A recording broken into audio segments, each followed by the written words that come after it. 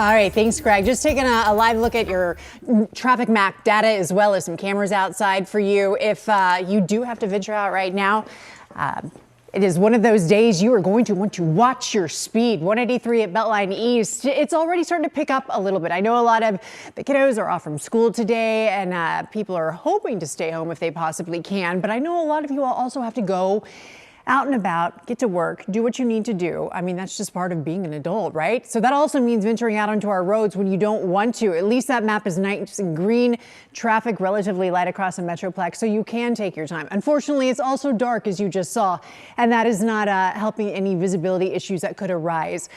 Taking a look at what's happening in Denton County, you know, Tiffany Liu has been out and about on the roadways this morning, traveling across the Metroplex, giving us kind of an update and a feel for what's happening right there. Tiffany, what's it look like? Yes, Stacia, we are waiting and we are counting down to the snow that may fall here in Denton.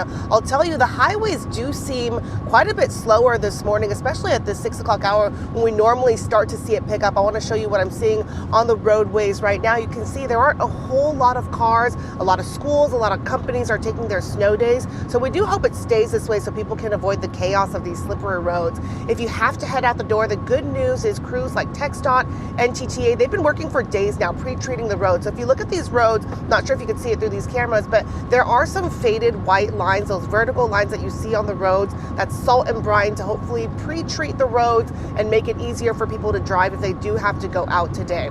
So for those who have to go out, our essential workers, our adventure seekers, keep in mind those bridges, overpasses, shaded areas, those are going to be the most slick places to drive, and know that fresh snowfall is also more hazardous to drive on before it's compacted down by traffic. So if you have to get somewhere, you want to slow down, of course, keep a safe distance. We're going to continue to keep an eye on the conditions out here in Denton for you. Let's send it back to you, Mark and Kara.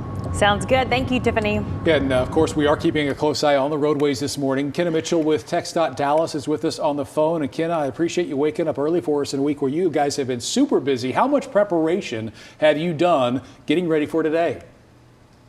Well, it's not just putting that first application of brine down on the roadways. We've been making sure that trucks are ready to go. All the equipment, like snowplows, are attached to trucks, and just making sure crews are ready as well. So it's been a lot of effort this week. The crews have actually been staged out around the metro since midnight, just waiting, and we're just in the waiting game right now like everyone else. So what is your biggest concern over the next 24 hours? Well, certainly the unknown right now, because the forecast is changing a little bit. So we're just going to have to wait and see what the temperatures do, what the precipitation does. But we do want to emphasize that our crews are out there. We're ready for anything at this point. But drivers that are out there, when you see our trucks, make sure you're giving us plenty of room to do our work. Stay at least 200 feet back from our vehicles so that our trucks can maneuver and start operations. And then the other thing, too, is if you don't have to be out on the roads once the storm does start moving into the metro, it's good. Stay home if you can, because these conditions can change rapidly as the storm does make its way here. Yeah, Ken, I want to reiterate that. Folks that can stay home should, as you just mentioned, but for those that that's not an option for, I know we don't have any big trouble spots right now, but what areas should they definitely be aware of just based on historical issues you guys have seen? Well, really, the control is ultimately in the hands of the driver during these snowy and icy conditions.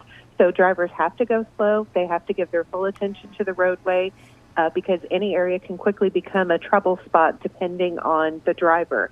Now, of course, the bridges and overpasses, those do tend to feel the icy effects first because they don't have that benefit of the ground temperature helping out.